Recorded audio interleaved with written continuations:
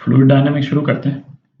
ठीक है, तो ये वर्ड जो अपन यूज करते हैं ना, फ्लूइड वर्ड यूज करते हैं, ये दो स्टेट्स ऑफ मैटर के लिए यूज करते हैं, एक तो लिक्विड और एक गैस। ठीक है, तो ये जो दो स्टेट्स ऑफ मैटर हैं, लिक्विड और गैस, ये मॉलिक्यूलर लेवल पे सॉलिड से, है ना, दो पॉइंट पे डिफर करते हैं, दो इंपॉर्टेंट पॉइंट्स पे डिफर करते हैं, है कि नहीं। पहला तो हो गया क्या, इंटरमॉलिक्यूलर डिस्टेंस। ठीक है, सॉलिड्स में इंटरमॉलिक्यूलर डिस्टेंस बहुत कम रहता है, दिख रहा है इसमें। ठीक है, जी यहाँ आप देख सकते हैं डिस्टेंस बहुत कम है। लिक्विड्स में थोड़ा ज़्यादा होगा और गैसेस में और भी ज़्यादा होगा। ठीक है, और एक और रिलेटेड कॉन्सिक्वेंस है उसका, है ना, इंटर मॉलिक्यूलर बॉन्डिंग, है ना, या फोर्स। ठीक है, तो सॉलिड्स में तो इंटरमॉलिक्यूलर बॉन्डिंग काफ़ी ज़्यादा रहती है ना, लिक्विड्स में कम होती है और गैसेस में उससे भी कम। इनफैक्ट आइडियल गैस में तो हम बोलते हैं कि मतलब, है ना, कोलिजन करने के अलावा मॉलिक्यूल्स का आपस में कोई इंटरेक्शन नहीं होता है। ठीक है, तो ये जो दो पॉइंट अपन ने देखे, इन दो पॉइंट्स में फ्लूइड्स जो हैं वो सॉलिड से डिफरेंट होते हैं। तो उसका एक कॉन्सिक्वेंस ये हो गया कि लिक्विड और गैस, मतलब फ्लूइड्स जो है वो शियर फोर्स विथस्टैंड नहीं कर सकते हैं। क्या मतलब निकला, तो शियर फोर्स का क्या मतलब निकला कि जैसे सपोज ये कोई हमने एक सॉलिड बॉडी ले ली, कोई रॉड है या कोई प्लेट है। ठीक है, और उस पे हमने ऊपर तो इस डायरेक्शन में फोर्स लगाया। ठीक है, और नीचे वाले पोर्शन को हमने किसी तरह से उसको फिक्स कर दिया एक जगह पे, है ना, बोल्ट लगा के किसी भी तरह से इसको फिक्स कर दिया। तो नीचे जिस भी सरफेस पे ये फिक्स्ड है ना, जिस भी सरफेस पे इसको फिक्स किया है वो सरफेस इस पे इस डायरेक्शन में फोर्स लगाए। तो इस बॉडी पे, है ना, दो फोर्स लग गए जो कि एक लाइन में नहीं है, कोलिनियर नहीं है जिसको बोलते हैं। ठीक है, तो अलग अलग फोर्स लगे, तो इसको शियर फोर्स बोलते हैं। क्या बोलते हैं इसको, शियर फोर्स। ठीक है, तो ये शियर फोर्स क्या करता है, सॉलिड्स में बॉडी को डिफॉर्म कर देगा। ठीक है, तो बॉडी जैसे ऐसे हो जाएगी, तो शियर फोर्स लगाने पे बॉडी जो है वो, सॉलिड बॉडी, वो इस तरह से बेंड हो जाएगी। ठीक है, थोड़ी सी डिफॉर्म हो जाएगी। और यदि, है ना, ये फोर्स हमने लगाया हुआ है और फोर्स को यदि हम हटा देंगे तो वापस रिगेन भी कर सकती है ना, डिपेंडिंग ऑन कि मतलब कितना फोर्स लगाया था। बट यदि बहुत ज़्यादा फोर्स नहीं लगाया तो वापस अपना ओरिजिनल शेप भी रिगेन कर लेगी। अच्छा, यही चीज़ हम लिक्विड में करें, लिक्विड मतलब, है ना, लिक्विड या गैस किसी भी फ्लूइड में करें तो क्या होगा। तो ये सपोज कोई लिक्विड का कॉलम है ना, लिक्विड तो अलग से ऐसे स्टैंड नहीं कर सकता, बट किसी एक बड़े से बीकर में, है ना, ये बड़ा सा कोई बीकर है ना, बीकर है या मतलब, है ना, काफ़ी बड़ा भी हो सकता है। तो उसमें सपोज ये लिक्विड का कॉलम है, उस पे यदि ऊपर के डायरेक्शन में हम फोर्स देंगे तो लिक्विड में क्या है, लेयर जो है वो एक दूसरे पे स्लाइड कर सकती है ना, मॉलिक्यूल तो आराम से, है ना, मूव करते हैं। तो ये स्लाइड करेगी तो एक तरह से जो है डिफॉर्मेशन की कोई लिमिट नहीं है। थोड़ी देर बाद यहाँ हो गया, फिर आप मतलब कितना भी इसको डिफॉर्म कर सकते हैं लिक्विड को, तो लिक्विड में तो कुछ ये है ही नहीं, है ना, कोई लिमिट नहीं है लिक्विड कितना डिफॉर्म हो सकता है। तो इसको ये बोलते हैं कि शियर फोर्स को विथस्टैंड नहीं कर सकता। फ्लूइड जो है वो शियर फोर्स जैसी लगाएंगे, है ना, उसको विथस्टैंड नहीं कर सकता क्योंकि उसके लेयर्स जो हैं एक दूसरे के ऊपर स्लाइड कर जाती हैं। ठीक है, तो ये हम कहते हैं एक सॉलिड्स में और फ्लूइड्स में एक मेजर डिफरेंस है, क्या कि फ्लूइड्स जो हैं वो शियर फोर्स को विथस्टैंड नहीं करते हैं। ठीक है, अच्छा, अब जो है ये अपन ने कहा कि फ्लूइड्स के मॉलिक्यूल जो हैं वो मूव कर सकते हैं आराम से, है ना, दे कैन फ्रीली मूव, है कि नहीं। तो इसका एक इंपॉर्टेंट कॉन्सिक्वेंस होता है। ठीक है, उसको देखते हैं। तो ये हमने, है ना, फ्लूइड को डिपिक्ट किया है किसी चेंबर में। ठीक है, मॉलिक्यूल जो है वो फ्रीली मूव कर रहे हैं, है कि नहीं, कहीं पे भी जाएंगे ये मॉलिक्यूल जो है मतलब इस मॉलिक्यूल से टकरा सकता है, फिर टकरा करके वापस इधर से इधर जाएगा। ठीक है, सॉलिड में इस तरह से मूवमेंट नहीं होता है, सॉलिड में तो मॉलिक्यूल जो है अपने पोजीशन पे फिक्स होता है, ठीक है, बॉन्डिंग बहुत स्ट्रांग होती है। फ्लूइड में ऐसा नहीं, गैस और लिक्विड दोनों में ही ऐसा नहीं, ठीक है। तो इसका कॉन्सिक्वेंस क्या हुआ कि यहाँ पे देखें, यहाँ पे जैसे किसी एक चेंबर में है ना, या तो लिक्विड या गैस कुछ भी हो सकती, उसके इस वाले पोर्शन को हमने एनलार्ज कर दिया यहाँ पे, ठीक है। तो अब क्या है, जैसे मॉलिक्यूल्स मूवमेंट में है लगातार, तो सपोज यहाँ पे कोई मॉलिक्यूल है ना, इधर टकराया और यहाँ टकरा करके वापस आया, है ना, इधर गया और टकरा करके वापस आया, तो ये क्या करेगा, मोमेंटम इम्पार्ट करेगा, ठीक है, ये तो हमने देखा है। अच्छा, यदि कोई एक पर्टिकुलर टाइम टी में, है ना, n नंबर ऑफ मॉलिक्यूल्स जो है वो टकराते हैं और टकरा करके वापस आते हैं, तो एक उनका जो rate of change of momentum जो है कि नहीं, वो हम निकाल सकते हैं। तो rate of change of momentum क्या होता था, फोर्स होता था, वो अपन ने देखा था, ठीक है। तो यदि n नंबर ऑफ मॉलिक्यूल्स जो हैं किसी एक पर्टिकुलर स्पेसिफिक टाइम पीरियड में, है ना, टकरा करके वापस आ रहे हैं, तो मोमेंटम इम्पार्ट कर रहे हैं, है ना। तो इसका मतलब फ्रीली मूविंग मॉलिक्यूल्स का एक कॉन्सिक्वेंस ये हुआ कि मॉलिक्यूल्स जो हैं वो चेंबर वॉल्स पे फोर्स लगाते हैं। क्लियर है, ठीक है।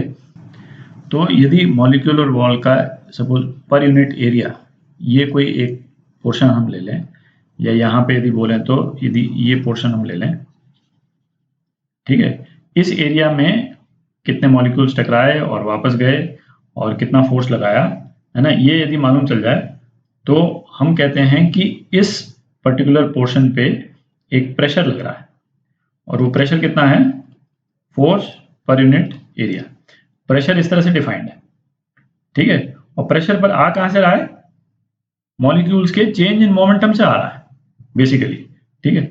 जब हम थर्मोडायनेमिक्स करेंगे तो उसमें इस प्रेशर को एक्चुअली कैलकुलेट करेंगे कि कितने मॉलिक्यूल्स, n मॉलिक्यूल्स टकराए, किस वेलोसिटी से टकराए, कितने टाइम पीरियड में टकराए, ठीक है, और किस एरिया में टकराए, है ना, और क्या उनकी डेंसिटी थी, है कि नहीं। तो उसके बेसिस पे एक्चुअल प्रेशर हम पहले फोर्स कैलकुलेट करेंगे, है ना, और फिर force per unit area pressure calculate करेंगे, पर वो हम करेंगे थर्मोडायनेमिक्स में।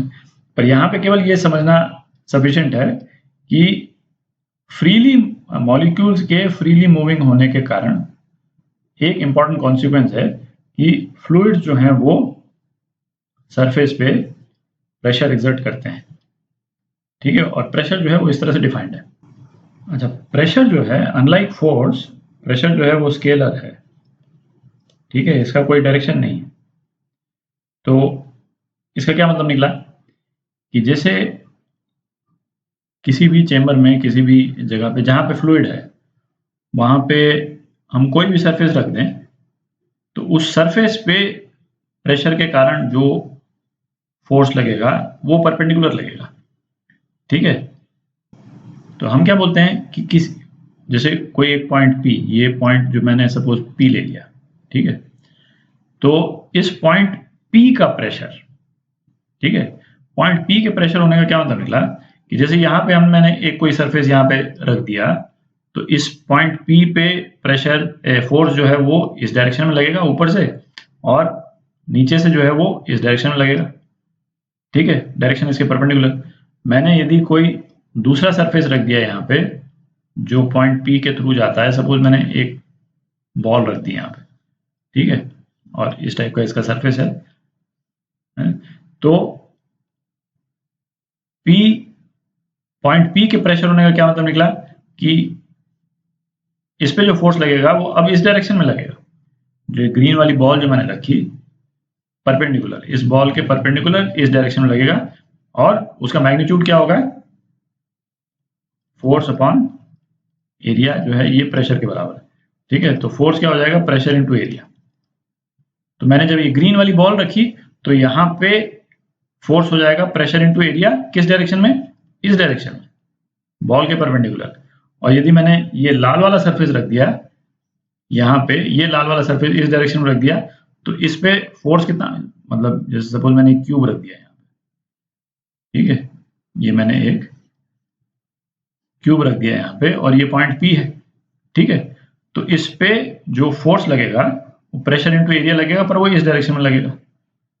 तो किसी पर्टिकुलर पॉइंट का प्रेशर होता है और वहां पे फोर्स कितना लगेगा ये डिपेंड करता है कि वहां पे जो सरफेस है वो किस ओरिएंटेशन का है। ठीक है, तो अब ऐसा करते हैं, किसी भी फ्लूइड के अंदर किस जगह पे प्रेशर कितना होता है ना, उसको कैलकुलेट करते हैं जरा।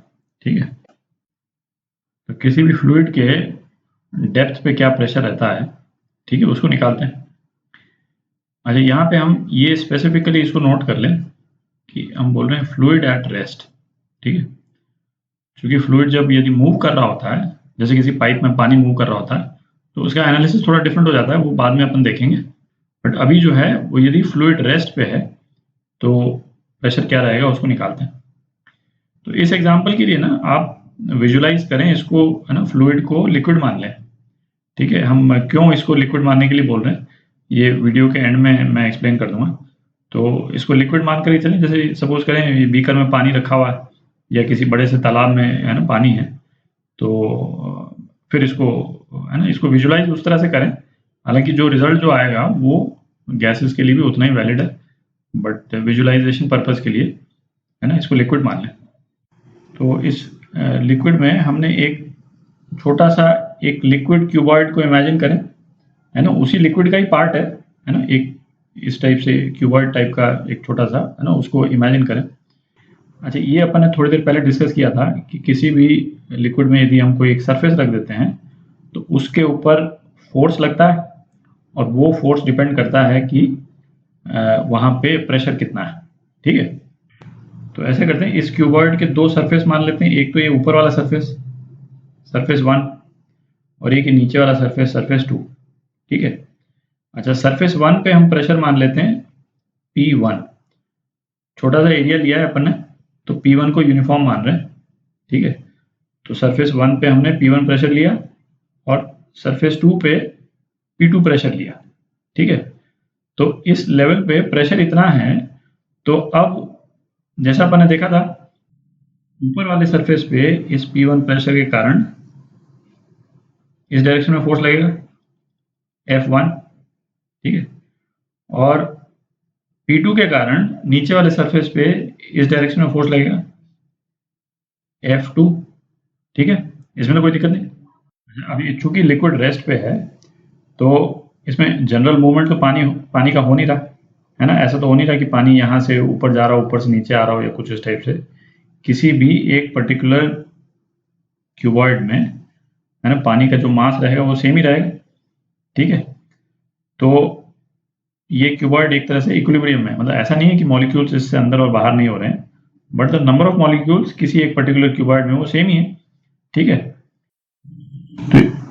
तो ये F2 F1 को क्या इक्वेशन सेटिस्फाई करनी थी कि F2 माइनस F1 जो है ये इस क्यूबॉइड में जो लिक्विड का जो मास है ना, उसके ग्रेविटेशनल फोर्स को बैलेंस कर रहा है। ठीक है, इस क्यूबॉइड में नीचे की तरफ क्या फोर्स लग रहा है, नीचे की तरफ mg फोर्स लग रहा है। ठीक है, तो ये उसको बैलेंस करेगा, तो ये mg हो गया। ठीक है, ये सरफेस का एरिया यदि हम a मान लेते हैं, है ना, ऊपर और नीचे का सरफेस का एरिया सेम ही है, एरिया तो सेम ही है, तो F2 को लिख लेंगे P2a माइनस F1 को लिख लेते हैं P1a। ठीक है, और मास कितना हो जाएगा, डेंसिटी इनटू वॉल्यूम, तो ये लिक्विड की डेंसिटी हम रो मान लेते हैं और वॉल्यूम क्या हो जाएगा, area into y2 minus y1। ठीक है, ये जो है ये वॉल्यूम है, इस क्यूबॉइड का वॉल्यूम है। ठीक है, और इनटू ग्रेविटी, तो P2 माइनस P1 कितना हो गया, रो y2g माइनस रो y1g। ठीक है, अच्छा, अब यदि हम P1 को सरफेस पे ही मान लें, मतलब y1 को 0 मान लें। ठीक है, यदि हम y1 को 0 मान लेते हैं, y1 को 0 मतलब ये पहला वाला सरफेस जो है वो ऊपर ही हो गया, तो ये P0 क्या है, P0 जो है मतलब बीकर के ऊपर जो एटमॉस्फेरिक प्रेशर है वो है ना, हम यहाँ पे एटमॉस्फेरिक प्रेशर बोल रहे हैं, ये कोई भी प्रेशर हो सकता है, मतलब इस लेवल के ऊपर का जो भी प्रेशर है ना, ये लिक्विड के ऊपर का जो भी प्रेशर हो उसको P0 मान लेते हैं।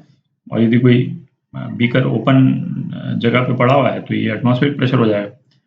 तो उस केस में ये इक्वेशन क्या हो जाएगी, P2 हो जाएगी P0 प्लस रो Y2 जी। ठीक है, तो एक तरह से इसको हम एक जनरल इक्वेशन फॉर्म में लिख सकते हैं, प्रेशर एट डेप्थ h। ठीक है, वो क्या हो गया, P0 प्लस h रो g। ठीक है, तो ये हमारा एक जनरल रिलेशन आ गया प्रेशर का किसी भी लिक्विड में। तो इसमें एक दो एस्पेक्ट हैं जो देखने लायक हैं। पहला एस्पेक्ट क्या हो गया कि प्रेशर जो है वो हाइट पे डिपेंड करता है। ठीक है, प्रेशर किसी भी डेप्थ पे जो है वो कितना डीप है कि नहीं, उस पर डिपेंड करता है। किसी एक स्पेसिफिक डेप्थ पे प्रेशर जो है वो यूनिफॉर्म रहेगा। क्या मतलब कि यदि मैं सपोज यहाँ पे एक लाइन बना दूं जो कि एक किसी एक डेप्थ पे है, डेप्थ डी पे है यदि, तो प्रेशर जो है इन सारे पॉइंट्स पे प्रेशर जो है वो सेम रहेगा। क्यों? क्योंकि डेप्थ सेम है। ठीक है, तो एक तो ये पॉइंट हुआ, और दूसरा पॉइंट ये देखें कि जो हमने शुरू में मैंने कहा था ना कि इसको लिक्विड इमेजिन करें। हम इसलिए बोल रहे हैं कि लिक्विड इमेजिन करें क्योंकि सपोज ये क्लोज चेंबर होता। ठीक है, इसको मैं क्लोज चेंबर कर देता हूँ, क्लोज चेंबर कर दिया। अब और सपोज इसमें गैस है, ठीक है, तो और इसको वर्टिकली मतलब इस टाइप से रखा हुआ है, तो यहाँ पे प्रेशर यदि P1 है और यहाँ पे प्रेशर P2 है, तो P2 क्या होता, P1 प्लस, और इसकी हाइट यदि h है, h रो g। ठीक है, क्योंकि गैस की डेंसिटी जो है, गैस की डेंसिटी इतनी कम होती है कि जो h रो g है वो बिल्कुल सिग्निफिकेंट नंबर आएगा ही नहीं, है ना। छोटे मतलब छोटे क्या, बहुत बड़े कंटेनर्स के लिए भी है कि नहीं, बहुत सिग्निफिकेंट नंबर आता ही नहीं है। तो P2 बेसिकली ऑलमोस्ट P1 के बराबर ही आ जाता है। ठीक है, पर एज अ प्रिंसिपल ये जो इक्वेशन है ये गैसेस पे भी लगती है। एक चीज और देखें, जैसे प्रेशर एट हाइट h, ठीक है, मतलब डेप्थ h, ये क्या निकला था, P0 प्लस h रो g। ठीक है, अच्छा ये जो है वो इसके ऊपर, जैसे इसके ऊपर कितना पानी है ये बीकर का शेप कैसा है, उस सब पे डिपेंड नहीं करता है। जैसे ये मैंने चार तरह के एक तरह से कंटेनर्स बना दिए, है कि नहीं, हर एक में हाइट h जो होगा, इस वाले पॉइंट पे जो मैंने लाल डॉटेड लाइन बनाई है इस पे प्रेशर सेम होगा, है ना। यदि लिक्विड सेम है सभी में तो इस सब पे प्रेशर सेम होगा। ठीक है, क्यों? क्योंकि डेप्थ जो है हर एक में सेम है। ठीक है, तो ये एक इम्पॉर्टेंट कॉन्सिक्वेंस है इसका। मतलब आप देखें कि जैसे यहाँ पे दो पॉइंट ले लिए अपने, पॉइंट 1 और पॉइंट 2। इस पॉइंट के ऊपर इतना पानी, ठीक है, इस पॉइंट के ऊपर इतना ही पानी, बट उससे फर्क नहीं पड़ता है, इन दोनों पॉइंट पे प्रेशर सेम होगा। ठीक है, इसी टाइप से यहाँ पे पॉइंट 1 पॉइंट 2 प्रेशर सेम होगा दोनों में। ठीक है, तो इसको ध्यान रखें, है ना, इसका काफी मतलब यूज होगा अभी आगे। यदि एक से ज्यादा लिक्विड हो, है ना, तो प्रेशर के कैलकुलेशन में क्या चेंज आता है, कोई चेंज नहीं है ना, सेम प्रिंसिपल्स अप्लाई करते हैं। तो जैसे यहाँ पे 3 लिक्विड दे रखे हैं अलग अलग डेंसिटी के, इनके अलग अलग हाइट है, तो हम जो है वो अभी तक जो अपन ने किया था कि भाई लिक्विड के ऊपर एटमॉस्फेरिक प्रेशर लेते थे। ठीक है, यहाँ पे किसी भी लिक्विड के ऊपर वाले सरफेस पे जो प्रेशर है वो ऊपर वाले लिक्विड और एटमॉस्फेरिक प्रेशर का होगा। तो जैसे ये वाला जो पॉइंट है, ठीक है, जैसे इस वाले लिक्विड के ऊपर, लिक्विड बी जो है, इसके ऊपर जो ये वाला जो पॉइंट है, वहाँ प्रेशर कितना होगा, P0 plus H A rho A जी। ठीक है, तो अब यदि इसके अंदर यदि कोई पॉइंट P पे हमको प्रेशर निकालना हो, है कि नहीं, जो डिस्टेंस x पे हो, तो हम बेसिकली ये ऊपर वाला प्रेशर को ऐड कर देंगे, ठीक है। तो प्रेशर एट, यहाँ लिख देता हूँ, प्रेशर एट एक्स क्या हो जाएगा, ये ऊपर जो प्रेशर है इसके P naught plus H A rho A G plus X rho B G, ठीक है। तो मतलब इसी तरह से आप मतलब यहाँ पे भी इस वाले पॉइंट पे भी प्रेशर निकाल सकते हैं। जैसे इस वाले पॉइंट पे प्रेशर जो है वो इस वाले लिक्विड के लिए हो जाएगा बेसिकली, ठीक है। तो इस वाले पॉइंट पे क्या प्रेशर हो जाएगा, पी नॉट ना, पी नॉट जो ऊपर वाला प्रेशर है, फिर ऊपर के लिक्विड के दोनों कॉलम्स उनका pressure H A rho A G plus H B rho B G, ठीक है। अब यहाँ पे कोई पॉइंट ले लेते हैं, है ना, कोई क्यू पॉइंट ले लिया जो आपका सपोज वाई डिस्टेंस पे है, ठीक है। तो इस प्रेशर को हम यदि कुछ मैं बोल देता हूँ पी ऑन टॉप ऑफ सी, ठीक है, मतलब जो सी जो लिक्विड है उसके टॉप पे जो प्रेशर है उसको पी सी। तो अब इसके अंदर जो प्रेशर होगा, है ना, वो इस वाले लिक्विड का प्रेशर और उसके ऊपर टॉप पे जो प्रेशर, तो प्रेशर एट पॉइंट क्यू क्या हो गया, पीसी ये पूरा का पूरा, है ना, प्लस वाई रो सी जी, ठीक है। तो मल्टीपल लिक्विड कॉलम हो तो है ना प्रिंसिपल सेम ही रहता है। आप चाहें तो जिस तरह से अपन ने प्रेशर कैलकुलेट किया था